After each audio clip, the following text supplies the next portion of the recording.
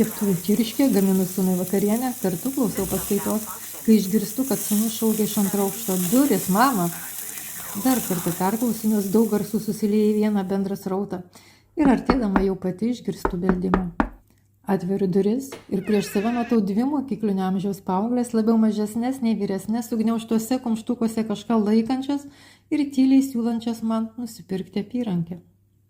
Staigiai akise prabėga papuošalo gamybos procesas. Iš mažos popierinės dėžutės veriami plasmasiniai karoliukai ir mano protas akimirksniu diktuoja atsakymą: dėkui, ne. Nuliūsta mažylių akis, aš uždarau duris.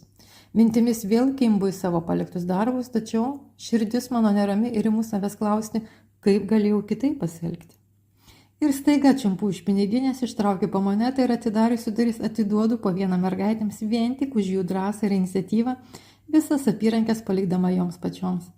Mergaitės dėkingos ir kikendamos tyliai iš laimės pasisuko eiti, o ir aš laiminga, kad turėjau galimybę pagerinti savo finansinę karmą. Ir dėkinga tiems du angeliukams, kurie atėjo patikrinti mano duoto pažado, išnaudoti kiekvieną įmanomą progą būti naudinga.